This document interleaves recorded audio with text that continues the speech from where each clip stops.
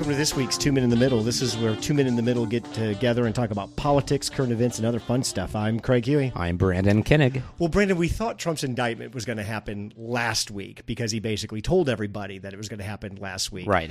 Thursday night-ish or Thursday late afternoon, it came out that the New York DA, Braggs, was moving ahead and that Trump is actually now indicted. And Tuesday, I think at like 2:15 East Coast time, he's got to appear in New York court, where I'm assuming he will be fingerprinted, photographed, and then some sort of arraignment procedure will happen. Well, they'll set what's the next phase of this process. Correct. And Tuesday we will learn about the actual charges themselves too. We know that there are, I believe, there's 35 at this point. So we keep hearing. It's a lot, and again, that's significant, the number, in terms of, the falsifying business records. We know that that's really the glue to all of these charges. And, they have some pretty powerful witnesses, obviously. You have Michael Cohen. Mm-hmm. You have several others connected to the Trump organization that are working cooperatively with the prosecution on this. So we've talked about, the challenge here in terms of threading this needle, in terms of, bringing something to stick with the federal charge, which still is a challenge. But the one positive for the prosecution is that they have so much cooperation from people who were very intimately involved in what went down with the Stormy Daniels hush payment. Yeah. So we're finally here. We're at the phase of Trump is going to face legal criminal action. And you know what's unbelievable to me is that Trump's people, apparently from a lot of the chatter, several of them thought at this point charges weren't even going to happen. And so they thought because they didn't happen last week that they weren't going to happen at all. And so I've heard that they were caught off guard by this. And again, it just shows you the silo that the MAGA universe is in, sure. Even the closest advisors to Trump, that they somehow think that he's just, indestructible and that this wasn't going to happen. And it is now. And I suppose because somebody like Trump has been able to get through his entire career without really facing accountability on multiple fronts. And so there is an element of there's people that are finally, this is, and again, this is only the first, and we need to recognize that this is going to be indictment season. So as we get into April and May, when we look at Fulton County with the election interference, we look at Jack Smith with the DOJ and their case on January 6th, the case against the Trump organization itself, and then there's also now the case with Trump's the social media platform too, which there's Truth Social, which is getting sued, and so there's multiple cases. There's 5 altogether that are going through the courts. That was my face for I might sneeze here, Brandon. Keep talking. But keep talking, yeah. I think I got it here. Let me start you off with this question. The day that Trump took the oath of office to become president of the United States, what do you think were the percentage odds that he was going to be indicted at some point in time? 87%. Yeah. And that was before everything, right? I mean, that was before all of the norms being broken. That was before trying to extort the leader of Ukraine and get dirt on his political opponent, Joe Biden. That was before, January 6th. There's just... we didn't even have any of that yet. No. And yet there was that general consensus that it was only a matter of time. It was just a matter of time. The day he took the office, you knew he didn't understand the complexities of the office, the legal obligations of the office. And to your point, he's gotten off of everything he's ever done from the time he was born to the time he's now an ex-president. I think that my point here is that I think for a lot of people, this was baked in the cake. You knew, if you're a Trump supporter, or even if I'll put myself in the category of a never Trumper, you kind of knew that the odds were high that we were going to have a legal battle at some point in time over something Trump did as president, or after his time, or during his time, or running, or whatever it's going to be. We are going to have some sort of indictment of Donald Trump. I think what the Republicans might learn, the lesson they might take away from this, Tuesday will be interesting to see what type of protests that are out there. Did you watch Fox News at all on Thursday night? I did not. I read clips and highlights of some of the reactions by some of the pundits, people like Tucker Carlson, who essentially hinted that there would be violence because of that. Yeah. Jesse Waters was just begging for some sort of protest, some sort of reaction. It continued through Hannity. And I think in a lot of times they were surprised that you didn't see mass protests in New York and in Mar-a-Lago. I don't think you're going to see a lot of people on the streets Tuesday in New York or in Florida when Trump is indicted. I don't think you will, but I do want to take a moment to just say, like, some of the incendiary reaction to this is just so unbecoming, even from people that we would expect it. Like, again, Lindsey Graham, who, again, has no moral compass. This was a guy who, in 2016, warned us about Trump and said that he would shred the Constitution and he'd be a disaster. And you're still right, Lindsey. You're still right. But your first thought was still the best That was one? accurate. But then he became a sycophant, and then he had a crisis of conscience after January 6th that was very brief until he was confronted at an airport. I was going to wonder what you were going to call that. Crisis of consciousness. Okay, I'll give that to Lindsey. Yeah, all right. Because he did speak out, and he's like, this is it for me. I'm done. He basically said he was off the Trump train. He was confronted by angry MAGA people at D.C.'s Reagan Airport, and then he switched back to So he tweeted out this week, and again, whether it was flippant or a joke, like completely unbecoming of a U.S. senator, basically saying that Trump should go into the streets and punch a cop and set fire to buildings, and then he would get arrested if he did that. Yeah. I mean, let's just step back and realize how out of the norm it is and how just effing insane it is for a U.S. senator to tell say the that, ex-president of the United States, to punch a cop in the face. I mean, can you imagine if a Democrat made that type of statement, even if it was in a flippant or sarcastic way? The Republicans would be hounding them. Yeah. And this is what drives me crazy, because there is an opportunity right now for the Democrats to turn the whole law and order narrative back on the GOP and say, hey, you guys are, say you're about law and order, but you're not. Like, you're putting out these flippant tweets, you're instigating violence. You had Rand Paul that basically said that the DA Alvin Bragg should be arrested and jailed. Like, where is the law and order? What happened to let the court system let everything play out in court instead of coming and prejudging everything? You haven't even heard the charges yet, and you're saying that this is all a political witch hunt. Like, and the Republicans have turned this into, this is Trump against the entire legal system. Yes. The entire legal system has turned its barrels towards Donald Trump. From the DA to the DOJ to the FBI, this is a conspiracy to get the former president that every single government law enforcement agency is in on. And this is why, like the news shows and the anchors that question some of these Republicans, I would like for them to just like cut through kind of the BS talking points and like put them like in the hot seat and say, is it possible that Trump actually did something wrong? Like, setting aside like your presumption of this is all biased and all political, like, can you even entertain the notion that something illegal was done and needs to be investigated? Like, I would really want that to be at the forefront, because if you notice, they don't entertain the charges at all. They're not actually fighting back against the charges. True. They are basically just going on offense, saying that the DA is backed by Soros, that he's a hack, that he's a Democrat. It's all. But the fact that they won't even go to the heart of what the charges are show that they can't defend Trump and I wish at a core level. I wish every Republican, when he said he's a George Soros-backed DA, would take the period off and put the comma and give us the second part of the sentence, what you really mean, and he's a Jew. Right? Yeah. I mean, that's really why you're saying. It's the underlying anti-Semitism behind that. Just take the period off and say, he's backed George Soros, comma, and he's a Jew. And I think you would really let people know kind of what you're going for at that point. Yeah. And Soros didn't give money directly to Bragg. He donated to some progressive DA stuff, and they doled money out of that donate to Bragg. And that's what Republicans do, right? They turn feather and say it's a... And to some degree, Democrats do this when it comes to the Koch brothers and tie the Republicans. We have our own side that we do it too. But the fact that like they're using that as like the impetus that somehow Bragg and Soros are buddy is just not even factually like correct. Bragg called him and told him, I want this done. And they leave out the fact too. There's so much illogical, because they're like, the DOJ passed on this and that. Well, the DOJ, if you look at what they were analyzing, I mean, they didn't really have the authority to do this. That's why the Manhattan's DA's office is doing this. It does fall under their umbrella. And the DA before Bragg was actually looking into this. He left the office. Bragg, assumed the office. There were several assistant DAs that thought the case was strong enough and that Bragg was moving fast enough, and they quit and resigned.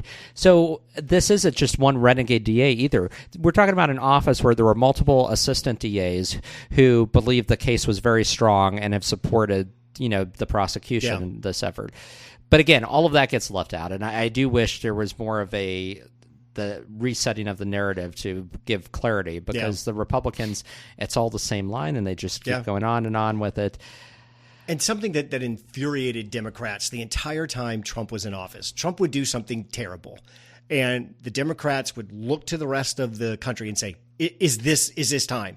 Is this enough? Have you seen enough? Is this the straw that's finally going to do it? The basic calculation that they missed was this was all baked in the cake the second Trump came down the stairs. Right. I mean, Trump made no bones about it, about who he is. And he held that off as part of his strength. And in some ways, that protected him from anything from his own party. How many times did you get calls, texts from a friend of yours that says, okay, I know you know something about politics. Explain this to me. And how does he survive this one? All the time. Constant.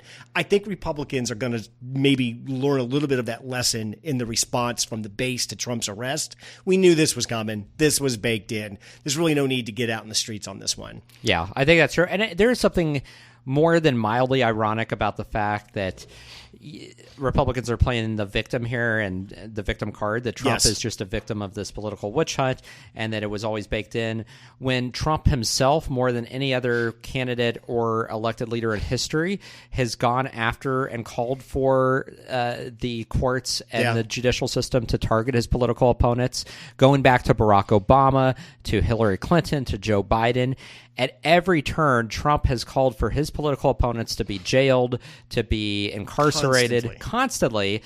And so, I mean, that is the epitome of political witch hunting, right? Sure. When there's no basis for it and you just are calling for your political opponents to be jailed out of political necessity so you can get elected. And here, and suddenly he's the victim, though. Well, I said last week that if I were Bragg, I would not bring this charge. Right. I would hold this in my back pocket. It's the weakest out of all of them. And I would wait until Georgia went, and I would be second in the chute. I still think there's some wisdom to that. Yeah. I also think that Bragg made a phone call to the Georgia DA and said, how long am I going to be on this limb by myself? And I think she said, don't worry about it. You're not going to be out there long. My point is, I think within the next 7 to 10 days, Georgia will indict. And Bragg knows that's going to take a lot of the heat off of him. He's going to have to take the initial hit with this. And if this is just Stormy Daniels, that is going to lead into that fire of, is this really what we're here about? $130,000 to a porn star? If it's more than that, if it is 34 counts, and those 34 counts could be 34 and that's why I think there's separate checks he wrote to Michael Cohen for Stormy Daniels. Correct. We don't know. But I think it is telling. The fact that there are 35 charges, like that is not insignificant. That does lead me to think, again, we don't know the details, that there's more to this. Well, and this all happened in the context of an election season, too. Mm-hmm. And so you can't leave that out. If it was the Stormy Daniels hush payment outside of the political campaign, that would be one thing. But in the midst of a political campaign, when there are disclosure requirements, we've talked about how John Edwards, others have faced similar issues over this in the course of a campaign. Like, you're talking about actually misleading voters, falsifying records, and you can try all you want to draw these bright lines between what is campaign money and what isn't. But when you're in a campaign, it's a very different scenario. Like, you have to be by the books. And if you are not declaring funds like this, I mean, you're typically in violation. But in many ways, this is an intent crime. Right. What did Trump intend to do when he paid Stormy Daniels? Was it, I'm doing this so I don't embarrass my wife, who, by the way, is at home with our newborn child? Or am I doing this to help my presidential campaign? And I would have to think it's the latter, because, I mean, you can't tell me that Melania didn't know about this before. Intent crimes are very difficult, to prove. Brandon, complete this political phrase for me. It's not the crime, it's the... it's the cover-up. It's the cover-up. Yeah. Every single politician since Nixon has heard that phrase.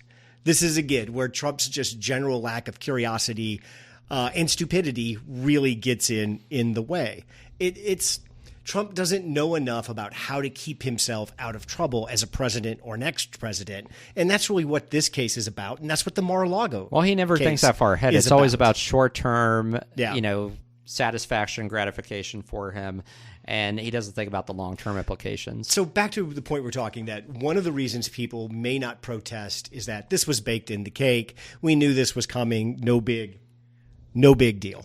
Yeah. The second reason you may not see a lot of people protest is the last time everybody got together on January 6th when Trump needed some help, I think there was a very, very grounded feeling by those people that were there the 6th, that there was a government presence in that crowd that purposely led them to do certain actions that has since gotten people in trouble legally. Oh, yeah, that conspiracy has then remained very why strong. am I going to the courthouse Tuesday I think to that's put gonna myself deter through a the lot of people. exact same thing? Right. In some ways, you've pumped your pace full of so much poison around the 6th and around this idea that the government was involved in leading that you may not have the level of support that you think you do. And they realize that the government isn't playing around. You have over 1,000 January 6th protesters that have been charged and have been sentenced. I mean, that's not a low number at all. And and whether it's a couple months or it's a year or two, I mean, I think the highest sentence was like 5 years. Like, that's going to deter many people from getting out there who otherwise would. So I think there's a lot of validity in that. And New York City's not going to be caught off guard by this. No, they the know NYPD this is coming. prepared. Correct. I mean, they have set everything up. It's not going to be like what we saw with Capitol Police not having the reinforcements. I know Marjorie Taylor Greene's going to be at this rally. Yeah. Have you heard of anybody else that's showing up on No, that's Tuesday? interesting. Other than her, I haven't heard any big names say that they're going to be there. There's a lot of tough talking from Republican leaders, but I don't know any others besides, MJT. So even folks like Gates, Gosar, MTG. people like that, even they're smart enough to think back and say, the last time Trump This didn't really go well for didn't me. go, Yeah. I might want to sit this one out and see what happens here. It does me no harm to support him from saying this is a bullshit charge and Bragg shouldn't have done this and they are targeting and this is political. Everybody gets to say that on the Republican side All the time. and there's no punishment. There's no price to be paid for that. Well, and there's barely I feel like even the pushback from mainstream media is fairly muted, at least more than it should be when it comes to some of this.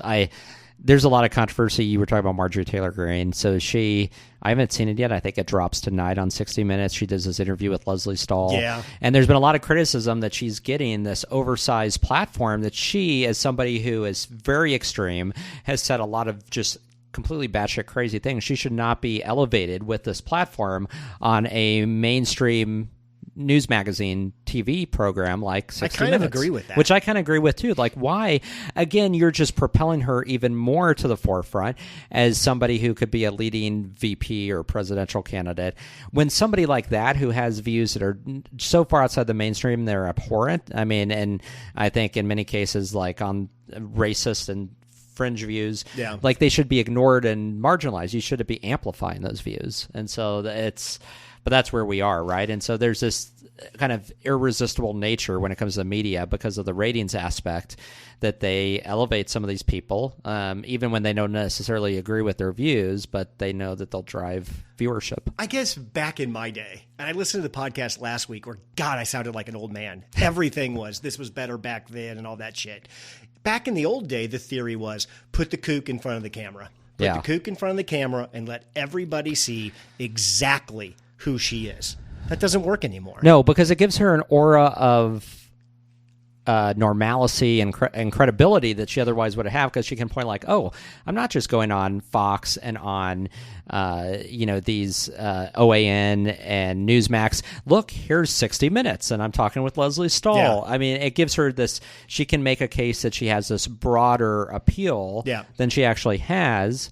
And she's already started to do that. She's tweeted out multiple times about the Leslie Stahl 60 Minutes interview. And that's the difference. If this were 1983 and some whack job congressman from Georgia made his way to 60 Minutes, it would be, look different. how kooky this is. Right. The population watching it would have been the 2 million people or whatever, 5 million that they would draw who watched the broadcast on Sunday night, and that would be the end of it. Now, this will be digested through clips through the internet for years to come. Yep. It's almost like CBS doesn't understand how the nature of the rules have changed and how they have to change to accommodate that now. And those clips will be edited, they'll be spliced, they will be embedded in other larger montages that are fawning over Marjorie Taylor Greene. Like, it's going to have a life, an afterlife that just supersedes all of us, right? I mean, that's the thing. That's what's different. And when you in interview today's somebody environment. like that, how much are you going to hold her her feet to the fire for Accountable. what she has said. Yeah. Because if I were interviewing MTG,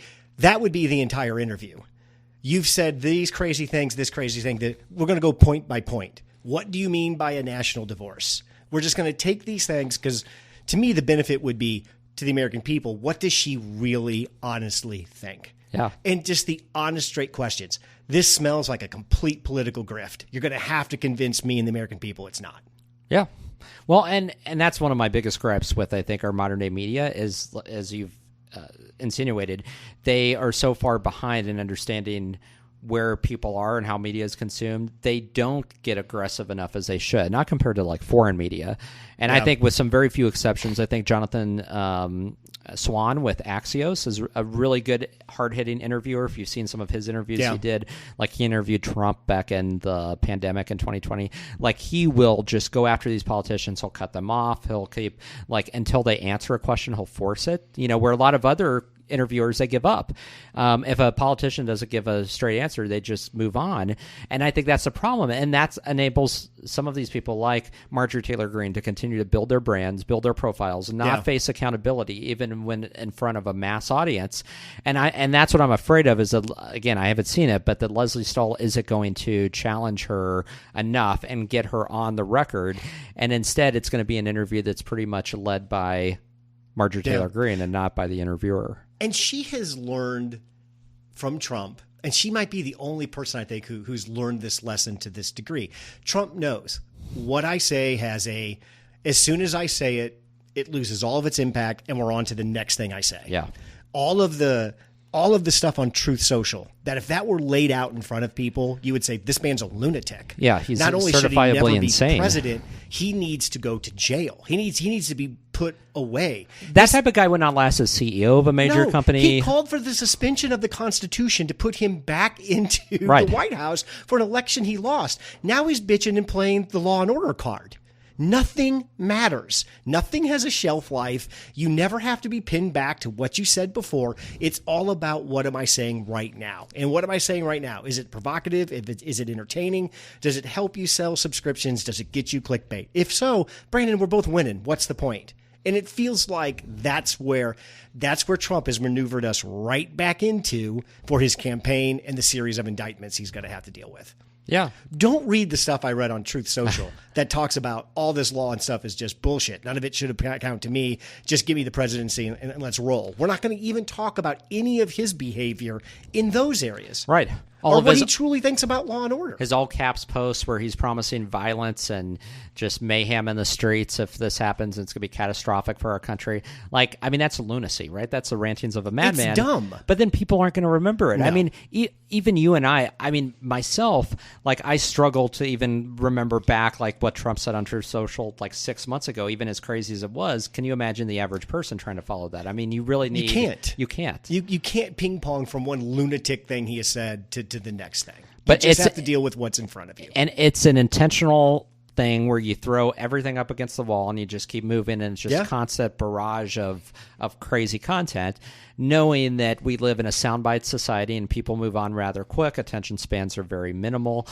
And it's not going to resonate. Whereas if you did put that in front of somebody, and if you played them like a 5 to 10 minute montage of all of these crazy posts Trump did and tied all together, people would be like, "Oh my gosh, that's like utter insanity." Yeah.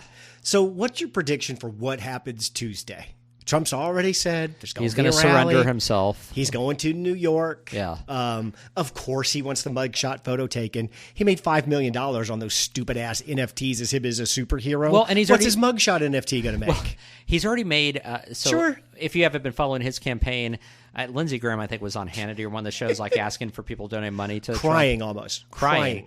Well, Trump has already made $4 million just since last week. His appeal for money for his legal fund, which, again, this rubs me the wrong way because most of those people that are donating money are people on fixed incomes, on Social Security, older Medicare, folks, older folk that can't afford it, and they're giving their money to a multimillionaire grifter.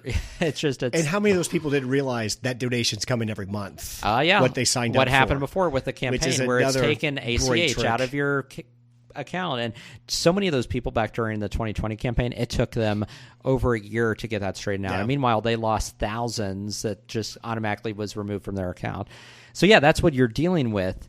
And so I do think that in terms of what we see on Tuesday, I don't expect there to be like a large, significant I agree. Event or attack. I think there could be a one-off lone wolf type person who tries to do something, but I think that person will probably be there'll be an altercation. That person will be taken into custody rather quickly. And so I don't, because again, I think that the NYPD is very prepared for this time around, unlike what we saw in DC.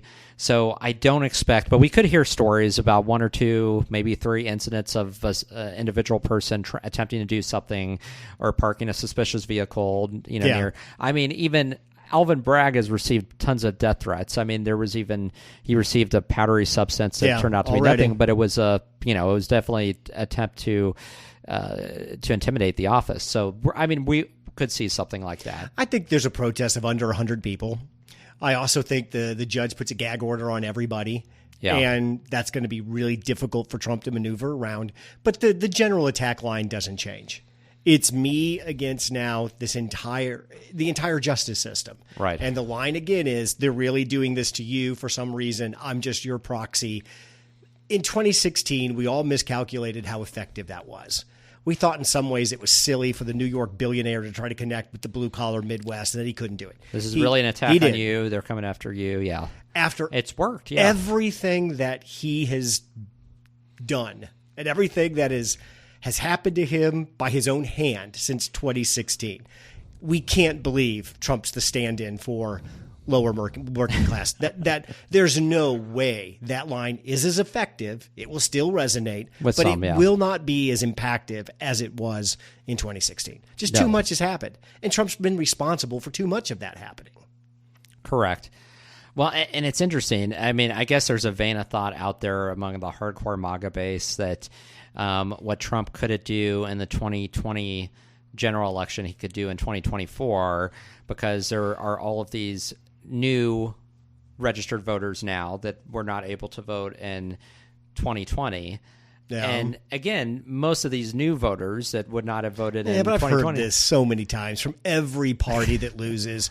Wait till next time. I've got all these new registered voters. But let's be honest, many of those that are newly registered or available to vote now are going to be younger voters who are not going to be... Sure, and where's that Latino wave that happened in the midterms that everybody said was going to happen? I just don't buy that anymore. Yeah, again, but it always goes back, like, I don't see the path forward. If you didn't support Trump in 2020, why would you then support him in 2024? I agree. Can you name one person that because of this indictment is going to say, you know what, I think I need to take a look at that guy? I mean, if anything, he's going to lose people, because there is that vein, and we don't know what the number is of people who may have voted for him in 2020 that are just Trump fatigue now. They're tired of hearing about his name. They're tired of seeing him in the news. And again, that may not be very large, but even if it's small and a close election, that has impact. Sure. I don't see where Trump is able to make up the deficit of what he had in 2020 with Biden and somehow make that up fully and turn that into a lead. Where would that come from? And again, the states where we would have seen that happen in the midterms are states like Arizona and Georgia, which Biden flipped, and those remained in the blue column. Like, those stayed blue, and the Republicans were hoping on the Senate side those would flip and they could have this narrative going in 2024 saying, look, what happened in 2020 was an aberration. Yeah. Georgia and Arizona, it was just it was a freak thing. We can turn that around. They didn't. But we are falling right into the trap Trump has laid for us. We are talking about how he is destroying himself for the general election. Right? Yeah. Okay.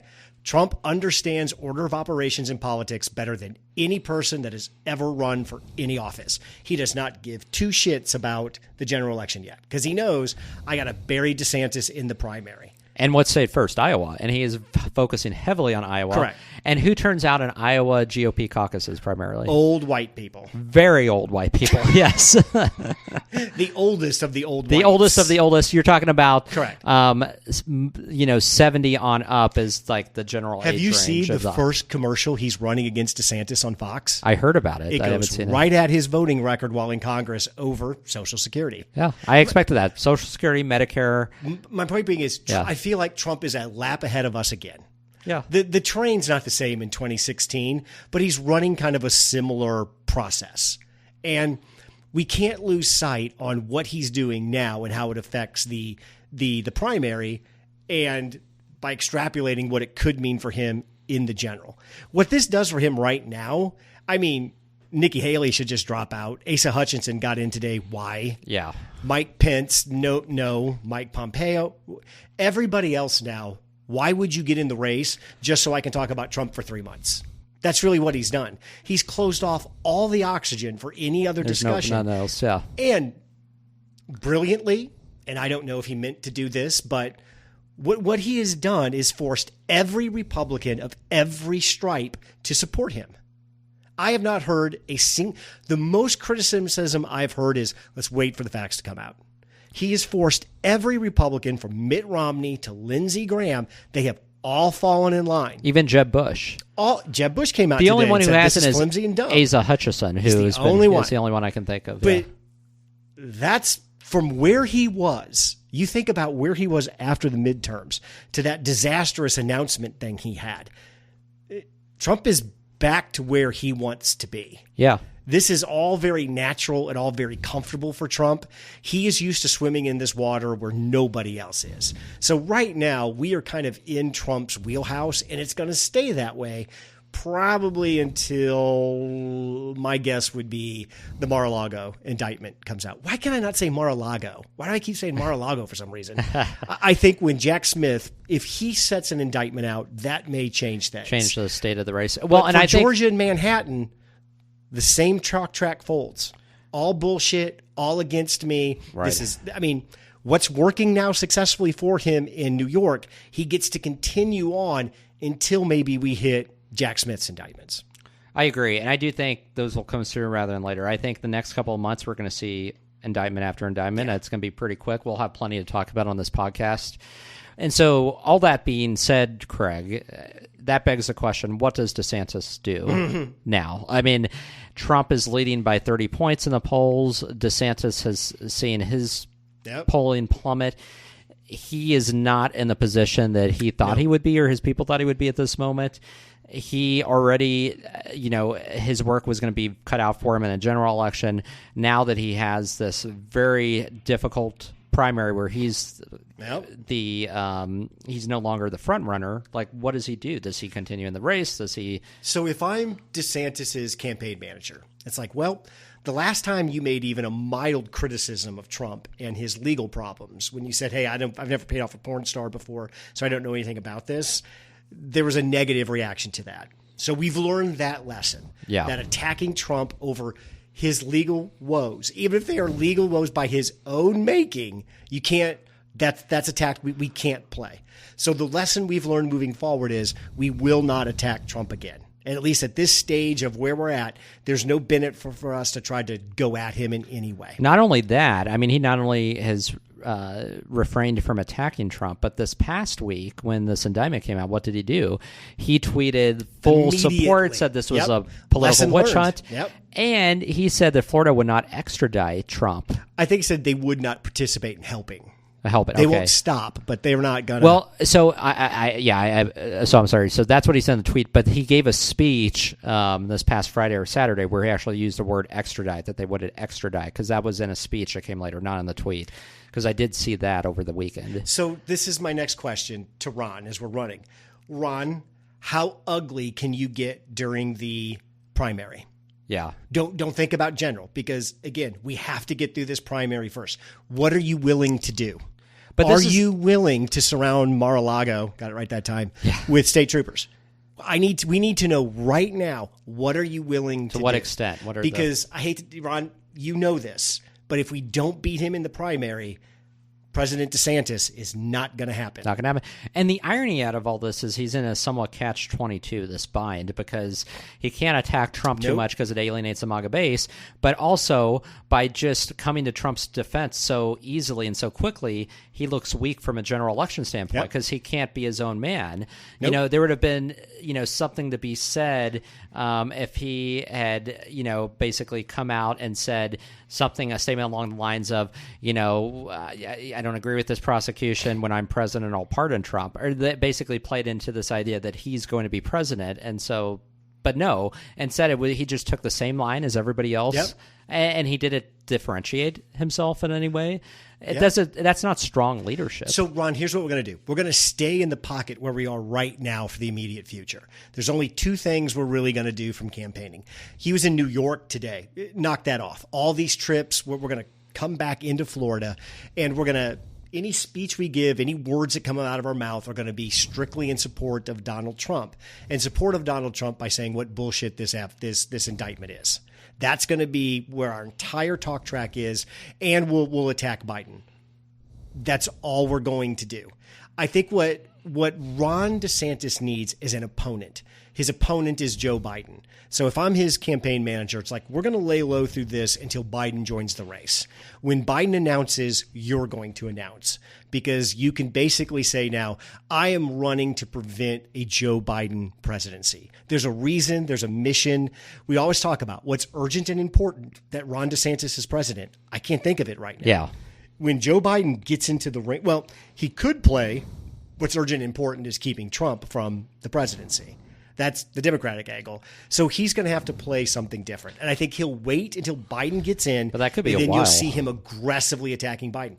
He can't attack Trump. But at some point it doesn't happen. In the primary debates, he's going to have to. Like, if you're in a primary debate stage, you have to go after your opponents to some degree. You have to make the case for why you deserve to be president over the other guy. He's got 5 months until the first primary debate happens. So if I'm his advisor, it's let's slow down a little bit. Let's get back kind of in Florida. Let's understand the position that where we're at. And let's wait until Biden gets in, or the Democrats, or he doesn't get in, to really get in and start. We have to have someone to attack. Yeah. If we can't attack Trump, and attacking the rest of the folks makes us look like a bully because they have no shot, there's really nothing we can do. Stay in that holding pattern until a clear enemy that you can draw fire on emerges. And until then, it's just misstep after misstep after misstep. And I think he'll wait until he has an opportunity to really go guns a-blazing on Biden. If he runs. Yeah. I still think there's a chance that he doesn't. 15% chance. He just sits there and like, this is ridiculous. I'm not going to sit here behind this guy. And I think that is more significant than it was, a couple months ago. And I would end my talk with Ron to say, Ron, Trump is going to destroy the Republican Party. We knew it the day he walked down the escalator. We're in the 4th act of the Trump saga. There was the rise, the presidency, the election, and now we've hit this pivot point. Is it the fall or is it the comeback? And we really at this point don't know. Yeah. Until that picture clarifies a little bit, we're not going to do much. Because the opportunity to misstep big and get blown out of this before the fight even starts is pretty high with Trump. Oh, yeah. And you think Trump's being an ass now. Just wait. He's running ads on Fox News already against DeSantis. He's running ads against his Social Security votes and rhetoric when he was in Congress. He is really gearing up to leg it to him. He also runs an ad where he's in a clown suit talking about, he's such a clown that he won't help Trump save him from this indictment. I mean, the hard part really hasn't happened yet, and it feels like Trump's already got him by the scruff of the neck. So I'm not sure what DeSantis, or what can he do to break out of that? I don't know. I don't know. Trump also has DeSantis veterans on his campaign apparatus. Yep. People that worked for DeSantis know him well, so they're going to mess with his head quite a bit. I mean, these are people that know the governor. They know what makes him tick. So that hasn't even started yet. But they are really going to try to get a reaction out of DeSantis and cause him to kind of feed into the paranoia with what Trump is going to insinuate with him, and has already started to do that. I mean, he's done that with the photos with the young girls, like the students, and he continues to try to milk that. I mean, at least now going in, I also tell Ron, hey, Ron, there is no floor for this guy. Yeah. Remember when he bought the women that accused Clinton of rape to the debate? Get ready. The same, yeah. Those 3 girls will show up somewhere. Yep. They will it's all going to happen. I'm sure we've talked about this 1,000 times. Are you ready for that? Are you absolutely sure you're ready to get those freaked out calls from your wife about this guy is going after our friends, our kids? Mm-hmm. Are you all good with that? Because that's the next step. And it's going to be even more intensified because he's under all of this pressure from these indictments. Oh, yeah. Trump is not going to hold back. He never does. If I'm DeSantis, why? Why put yourself through that and your family? If I'm off of his advisor, it's the second option is we just wait and pick up the pieces after Trump presses the plunger and blows the party up, which that's going to happen. Oh, absolutely. Even if DeSantis somehow defeats him in the primary, Trump will run as independent, won't he? Oh, I think so. He's already hinted at that. I mean, think he said that he would. Yeah. However this ends up, even if DeSantis, however this ends up, however the end game comes into play, the destruction of the Republican Party or the weakening of the Republican Party that's going to happen. Right. The second strategy you might have is let's just pick the pieces up after he destroys everything. And so, yeah, bide your time, hold your fire, wait until, Do you think Chris Christie's going to run? Oh, gosh. I mean, he appears to be so. I mean, he's doing this national junket, this tour, and he's going on all the shows. But God. I mean, he has no chance and no viability, and is universally disliked. And I just don't see Trump too. The Republicans are putting together their own debates for the primary, right? Yeah. So, you know what questions you're going to have to answer? How corrupt is the DOJ? How corrupt is the FBI? Those debates are going to be a disaster. Oh, yeah. I just don't know after all of this. I think DeSantis will run now, but I don't know. I don't think he's going to win the nomination. I do think that this is Trump's party now, and this is his race, and I don't really see any way anybody else takes it from him. I don't either. I mean, there's nobody right now who can break up that Trump MAGA coalition. Nope. Until that can happen.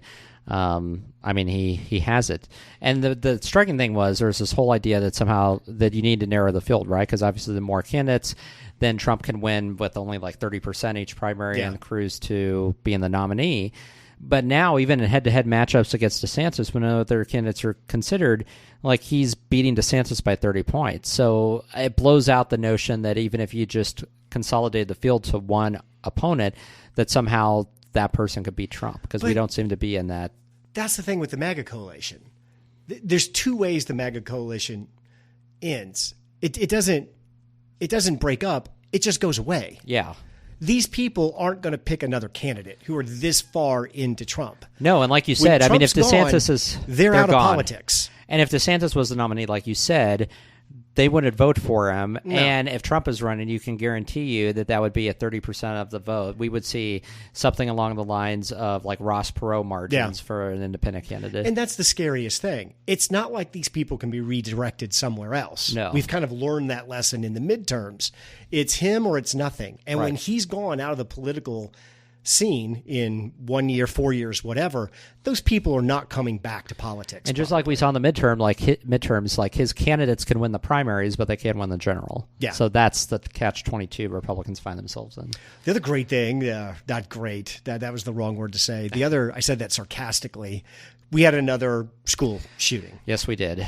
Nashville Christian School, 4 people killed. 3 children, 3 adults. Okay, that's right. 3 children, 3 adults, so 6. One of the adults was an administrator who apparently just charged the woman and got shot at point blank range.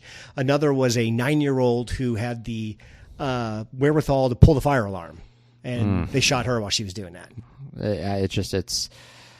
Yeah, I mean, there are no words. Like, what do you say at this point? I mean, the only thing I can say is that the police did react very quickly in this case, unlike we saw in Uvalde, where there was well-deserved criticism for how the police handled Uvalde, and I hope that those police were also fired and charges come to that, because that was borderline criminal in terms of how that was handled. We didn't see that this time. We saw a quick response. But again, we're in the same place where school shootings are now so ubiquitous. Yeah. And we don't even blink twice. I mean, you know, we go every year now, we have several. I saw a chart that showed that the school shootings prior to 2005 and then post 2005. And it's like on a magnitude of 10 times what we saw from like 1997, like Columbine, when that happened, to 2005. Like, it's just exploded. And this is our new normal. I have no venom left for this topic.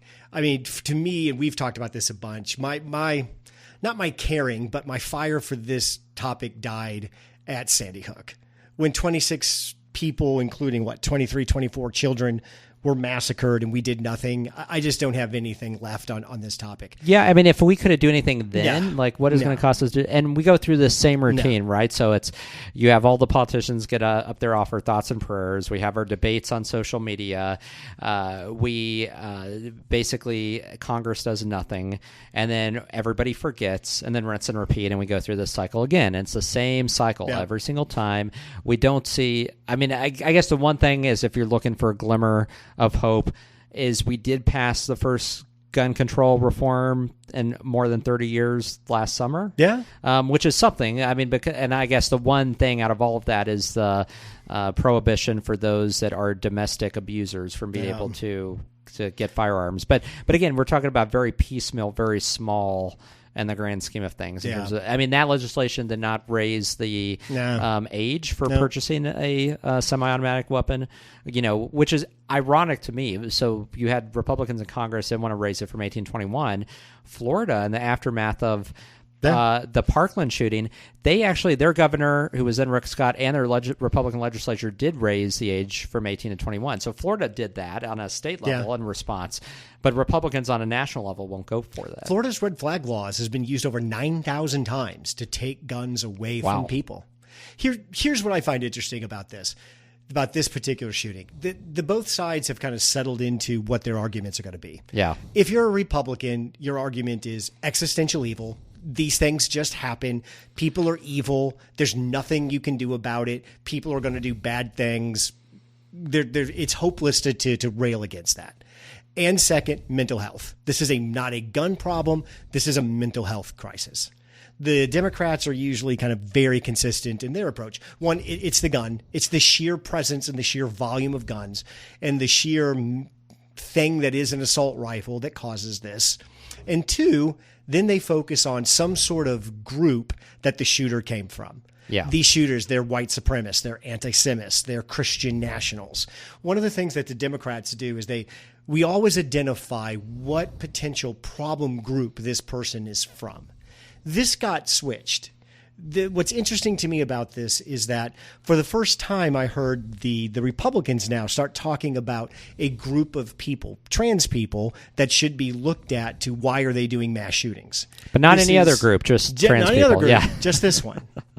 Because again, this is now the second shooting. The shooting that happened at the Colorado grocery store. I think that person declared they were non-binary. So that was the gay nightclub in Colorado Springs. I thought it was it was by grocery store. Okay, sorry. Okay, there was a grocery store, but I think you're conflating that with there was a Colorado grocery store shooting 2 years ago. Gotcha. I got my shootings mixed up. There's so many, right? It's hard to, but no, the gay nightclub was someone who declared non-binary. Although that's where I'm gonna point of distinction, because I don't buy that, just because there was nothing, unlike this person, where there was a history and background to show that they had gone through a transition, said they were, in that case with the non-binary person, there was nothing in that person's background, nothing leading up to shooting to suggest that they had ever told anybody said they were non-binary. Yeah, but see, my side, we can't play that's that. A court thing where they're trying to get a lighter sentence. We're all about pronouns and stuff, so we can't.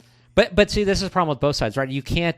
There's no nuance anymore. It's not like being able to look at it and say, okay, this situation may be different than this one, because of that, nobody wants to hear that. But. And I say this switching asides just to show everybody how much in bad faith people are arguing this argument. Oh, completely. And I say you can't separate the mental health aspect from the guns, because they both feed into each other. Sure. Obviously, there's an issue with people's mental health. This person, based on the drawings that they did, based on what was said to other people around them, had clearly mental health issues that may or may not be related to the gender dysphoria that they were going through.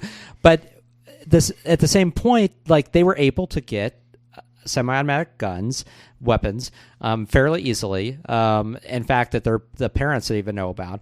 And it all goes back to that. And so we can talk about mental health all day long, but nothing changes with that either. We don't have more mental health funding. Well, we don't have the ability to, keep people in short-term mental health stays, for their protection or for the protection of others. There's nothing legally or regulation in terms of regulation that changes that we could be able to proactively, identify people with mental health issues that are on the verge of causing harm to others and stop that. So why even draw attention to it if it's not something you're going to realistically put money and effort behind? This is a great example of things never change when nobody argues in good faith. When you will adjust your argument just to beat the person you're talking to. To deflect, right? Because it's just a deflection. Yeah. To win, to own, whatever it is, this is the pattern. Because your intent is not really to do anything about mental health, or it's to. Hey, Democrats, if you really gave a shit about this topic, where's the legislation for the moonshot on mental health? Where is the recognition that yes, mental health is a part of attack this? It from all fronts? Why not? Why not? If you really gave a shit, which I don't think we do, there are things that we could do. John Corbyn, on an interview, I think it was with Brian Kilmeade this week, the words came out of his mouth. The legislation that I was a part of has saved lives. Well, God damn it, John. Why can't we do some more legislation? If John Corbyn has made the the connection that laws against guns save lives, then we should make sure we have every law we can. Hold them to that. And this idea that we're only going to go for the impossible, not for the possible. Like, take anything you can get. Like, start looking at incremental piecemeal legislation on mental health front, on guns, whatever it is. But this idea that somehow if we can't get everything, we're not going to go for anything, like, that's just ludicrous. When people talk about the rot of American society, I generally pulled away from that a little bit, as that's a little bit hyperbole, and they're probably talking to make a bigger point, or they're talking to an audience that wants to hear that. It's really, really hard to say that one barometer of the health of our society when we could do something about school shootings. Yeah. And we're not going to. That's the problem. And I do want to just go back to address the common response by many Republicans that you said at the very beginning, that this is just an intrinsic evil we have to live with. But the fact of the matter is, other countries don't have this like we do. Look at the rest of the Western world. We're just more evil people. Per capita, they do not have mass shootings like we do. If you look at like Germany, like their last mass shooting was 5 years ago. If you look at the Netherlands, like these countries do not have, and you can go back, and they all have different levels of gun control.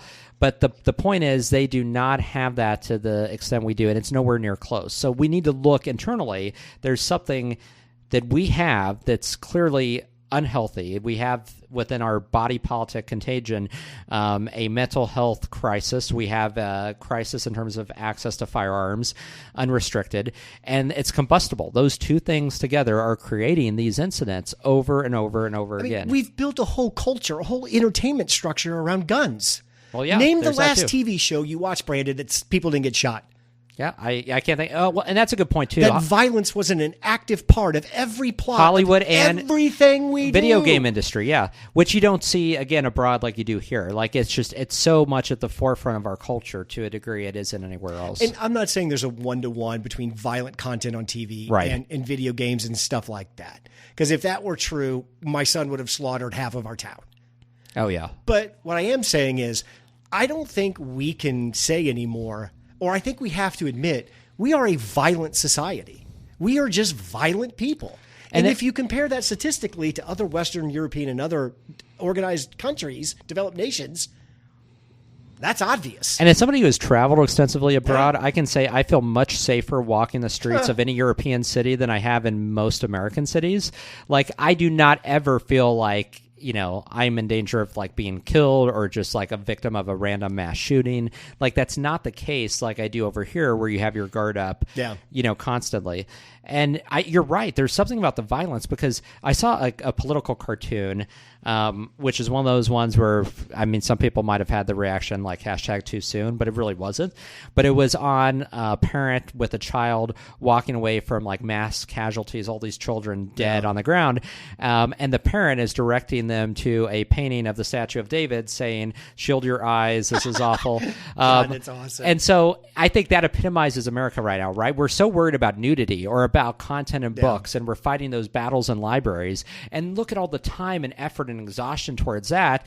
If we had one modicum of that towards solving the epidemic of violence and gun violence, we don't have that. And it does point to, like, again, this goes back in American history. We have this weird aversion to, like, nudity of any kind, and we have to protect kids from that. But we don't have that when it comes to violence. You don't have parents like complaining about books that are too violent or video games or that this needs to be restricted. But it always comes down to nudity, and sex is like our biggest thing, but not violence, which is actually killing us. You're right. If the teacher just would have shown a video or a painting of somebody shooting somebody, that's totally acceptable. Oh, yeah, you would have had a mass outrage. But since you saw a naked man in statue form, teacher got fired, or the principal got fired. Principal got exactly. It's nuts. We have just gone over the edge on this issue, and I just don't see anything to bring it back. No, because we talk about these. We talk again, same prescription, same ideas. Dead children is not enough. No. And in 6th grade, I can remember we had to do a tornado drill one day in school. Mm-hmm. We all had to go out, get under our desk, then we got under a hall. I remember that because we were like scared to shit. We were scared shitless because we're asking. So, one, a tornado can hit here during the day. I never even thought of that. We might have to hide from a tornado. If you wonder why kids are so anxious, nervous, and generally not as mentally healthy, put them through a couple of active shooter drills at school 2 or 3 times a year. That can't be good for them. And have suicidal tendencies as they enter preteen and teen. I was at a brewery. Again, this is a little bit of an aside, but I was at a brewery Friday night with some friends, and they were drawing attention, I think, for Suicide Awareness Month, and they had some stats on these little, like, standees on the tables. And one of them was that 20% of all American high school students, this was as of the year 2021, had thoughts of committing suicide. Yeah. 1 out of 5. And then you had almost 8%, 7.8% had actually attempted suicide. 8% of all high school students. Like, that's just an insane, mind-boggling number. But it does get back to the fact, I can't imagine being a student and today where you have to go through those drills, active shooter drills. We never did that when I was a kid either, because that was still early, you know, before that era. But an elementary school student, can you imagine going through that and your thought process and knowing that you're having to prep for something like that, and that's all at the back of your mind, and then you hear the news stories, and, like, there's no way that you can ever escape it. It's always there now. I mean, in our collective consciousness. Brandon, do you believe that your freedoms and rights in America are protected by citizens owning guns? Do you believe the Second Amendment is what guarantees all other ones? I don't. I believe in the Second Amendment, basic right to firearms, but no, that is not what guarantees it. It's basically the rule of law, it's our Constitution, and it's the government and the apparatus of that government that is what protects us. It's not the individual owning of firearms that guarantees all those other rights. I was thinking on the way over here of that question. I've heard that so much off Fox and conservative news. And nobody's ever challenged on it. Like, how so? Yeah. Like, explain how that... So my question is, okay, can you point to the time in history that a group of armed citizens stopped the United States military on U.S. soil from taking away your right to free speech? Can you point in history to the time that an armed group of citizens fought off our own government to protect and preserve rights? I can't think of or point to a single time that has happened. I'm sure you can point me to 1,000 times in history that an armed but that's my point. Military has grenades. If that's tanks. Your perspective, we're done. Yeah. There is no arguing. There is no way out of this. Well, it's not grounded in reality. It's a theoretical, right? I mean, assumption that's basically one of those kind of like feel good, mentalities that they want to believe is true and aspire to, but it's not. I mean, there's no basis for it. Body count doesn't matter anymore. Yeah. 50 people got gunned down in Vegas. Over 50 at Pulse in Orlando. 26 kids, school children, shot at point-blank range. Nothing. Now, I have a couple friends I have one friend in Denver who just constantly texts me when one of these happens. And I think he gets aggravated at my response. It's like, I've got nothing for you. There's nothing going to change. Yeah. All you can do is wait for the next one and hope it's not as bad. And that's about what we're going to do. It's kind of where we're at, yeah. There was a third topic we're going to talk about. I got so pissed about school shootings. So there was some very interesting and gamesmanship by Disney last week over DeSantis. So we've discussed the saga with this DeSantis, the revenge against Disney for their activism against the Don't Say Gay law. And so they attempted to dissolve the Improvement District, one of actually thousands that exist in the state of Florida, that Disney managed and controlled to run its own affairs for where Disney World is located. And so Lake Buena Vista and that surrounding area, Disney has basically always controlled that area. So they wanted to yank that. The legislature passed a law that would allow that authority to be yanked, which was established back in 19... it was 40-something, yeah, wasn't it? Or way 50-something? It's 50s, been there 1950s, late 50s, when the groundwork was being laid by Walt Disney himself to build the resort down there. Quick trivia question. If it wasn't going to be in Florida, because Florida went first, right? Then California? No, California was first. Okay. Disneyland was 1955. California, Gotcha. or Florida was 1971. Where was Disney the World opened. alternate for the first Disney? Sedona, Arizona. Oh, was it? At the I was going to time- say, I mean, Arizona would be the next Yep. logical place, right? At the time in Sedona, all famous old cowboy movies from the 50s and 60s Really? were all shot in Sedona. Huh. And that's where he wanted to build the first Disney World, but he wanted to build it on something now. I think it was a national park at the time, and he couldn't swing it. But And I was thinking maybe he thought that was too close to the California one, but Sedona no, okay. was where they wanted to build the first Disney Because there's World. nowhere else on the East Coast they could really do it weather-wise that Not would work really. out of sight of Florida. I mean, unless they did it just up the coast into the Well, Carolinas. but yeah. So interestingly enough, so Disney, this authority was being yanked, and the day before Ron DeSantis's basically cronies that he was filling the board with took place, the Reedy Creek Improvement District, Disney put a contract in front of them to sign, which they did, which basically handed over all decision-making authority to Disney for building codes, structures, being able to maintain sewage systems, infrastructure. And the unique thing about this is the declaration was stated that this would all remain valid until 21 years after the death of the last survivor of the descendants of King Charles III, King of England. That kid's 3 right now.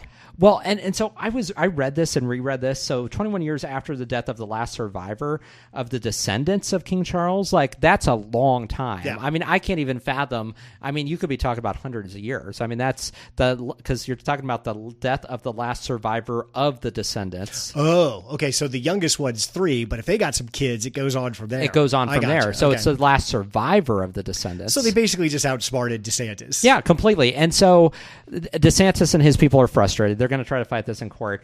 But, I mean, Disney really got one over on DeSantis with this. I mean, it was a brilliant stroke of genius. They had this all worked out. DeSantis was distracted and thought that, and his people apparently they were not paying attention and following this. And it'll be interesting now to watch this play out because, I mean, legally, this contract is very specific and it's a legally binding contract. So first what Ronnie wanted to do was rip their tax-exempt status from them. Yes. Which, cool. You can do that. You just, all the taxes now for this area Will be the residents, yeah. Because go to the residents. And all the debt, if you dissolve the district, then the billion in debt goes to them too. So I was like, no, that's not what I want to do. So there's a board that runs this, and he basically pulled the 5 people off of that board, I think, and replaced them with his own people. his own cronies, basically. So the governor is now basically appoints the people to this board, which is a change in norms because these boards were independent of the local because government. he wants this board to do through taxing, through tax policy, through what they want to build, the day-to-days of running a massive park like Disney has there. He wants this board to put pressure on their content by making it more difficult to build and operate the park. That's what he's going Basically, for. the state government would be dictating those decisions Correct. now rather than the independent board, yeah. And Or through Disney some board, yeah. process that was known to the public, this is just like they follow the same process that you'd have to go through if you wanted to make any change in land. There was like a public meeting they had to attend. Oh, yeah. They had to put a notice in the the paper. I mean, this is like 1960s shit. I mean, they followed it by the book because, again, Disney was hamstrung at this point because when the legislature decided to change the law to allow the governor to appoint these, they really had no – I mean, they had to just grapple with that. There isn't anything they can really do at that point because they no longer have control of the board. But then, so if we can't control the board, let's just have the board, hand over everything to Disney, the corporation. Yeah. So now instead of having a board that Disney can basically control, Disney, the corporation, now controls everything just at that level, and there's no board as an intermediary or as a, it's hilarious because you have Disney, the corporation, now, in control of everything in this area. And I'm back to being Ron DeSantis' campaign manager. Ron, the basic narrative we're running on is that you get things done and you have stopped woke in Florida. We're going to have a problem with that because all of the laws that you've passed, especially the one, the Stop Woke Act, and now this thing you did with Disney, they've all blown up. The court has ripped apart most of your laws. They haven't passed through the judicial system. They've either been stopped or totally shut down. And now it seems like you got outsmarted by the Disney folks. And you can guarantee that Trump's team is going to go after him on this. I mean, they are going to leverage this to the max. So, Ron, if we lose that narrative... What do you have? What do you have left? What are we doing?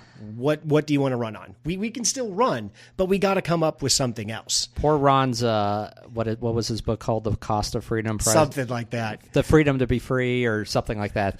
The Willingness to be Free. It already seems outdated. It just came out, but already in light of all of these decisions, I mean, it seems like. And hey, it's Ron, remember outdated. we made that deal for me to be your campaign manager? I could take you back one day and beat the shit out of you for making that Top Gun ad. Remember that one? Then remember when I made another agreement that I get to kick you in the nuts one time when you made that video that God sent you to Florida to be a fighter? Gosh. Yeah. Because let me tell you what, it's not so much Trump that's going to have a field day with them, but all the C players that get in. Oh, yeah. All the C players that get in, they ain't going after the big dog. They're not attacking Trump. All of that fire is coming to you. So what are we doing, Ron? It seems like Ron needs a new plan. He does. It's been one bad news story after the next. Okay, Brandon, you're in how to run a campaign school at Georgetown or wherever. Is that where you went to campaign? George Washington University, yeah. Okay, we're to the class that shit ain't going good. The launch isn't what we thought. This is way more complicated. What do professional campaign people do at this point? They bring in new staff. They clean house. Right. Obviously what you have isn't working. You need an overhaul of your campaign staff. I forgot about that. That's the first thing you do is you fire everybody and just completely replace them. Or at least bring a new leadership who's going to run a tight ship and change things. Yeah. But part of his appeal, remember the no drama Obama, he's running under the same thing. Right. You start firing staff and changing messaging, that gets a little bit harder to pull off. He needs a reset, though. I think, that's definitely something that needs to happen, and I don't know if it will. Brandon, have you watched any of the Royals' first 3 games this spring? Part of them. It's been bad. Yeah. Let me just tell you, another 100. They got their first home run today, though. Apparently. Okay, I know we scored a run today, so that was good. After two shutouts, we finally scored a run. So, looks like the season's going to be another 100-loss season at this point. Yeah. Oh well. World Series dreams are going to die. I'll tell you, I love that pitch clock thing. Yeah. If any sport or any organization just in general says we can't do big changes because people won't like it, baseball is as traditional as a sport gets, and the pitch clock has changed the game tremendously. There's been a lot of controversy on those new rules. Yeah. People that are kind of like, you're losing the essence of baseball by having just it kind of unrestricted. And what is the essence of baseball of watching a gentleman step out of the batter's box after every pitch, take his batting gloves off, put them back on, knock the dirt off his cleat, step out again to readjust his batting gloves, then step in the box to call time to step out again to readjust his batting gloves and knock the thing off his cleats? That's true. It does take, I think that, and especially in today's society, once upon a time when we didn't have a lot of other things to do, like watching a baseball game for several hours made sense. Yeah. Today it means less so. So that's true. Idea to kind of speed it up a little bit and keep it manageable. I do have appreciation for soccer for that regard. I was watching the Sporting KC game yesterday because the clock never stops. You know exactly how long it's going to be. Yep. It's no timeouts. You can make a decision. Go see a long movie or watch a soccer game. Yeah. Let's end on the fact that your Creighton Blue Jays got absolutely jobbed. My gosh. I was absolutely jobbed. I was so disappointed during that game because, again, it would have been a completely different outcome if we had just scored another point or two. But to get to that point where essentially we tie it up and then we foul within the last 7 seconds so that they can then get a basket and then, Why was the ref even reviewing the play? That's what I couldn't understand. I don't either, because that call had not been made throughout the game. Like, there was that same foul happened several times. That call was not made, and it was only made at the very end when, like, we were about to go into overtime with tying up the game. Like, it's just the NCAA was so controversial. They actually issued an official statement on it.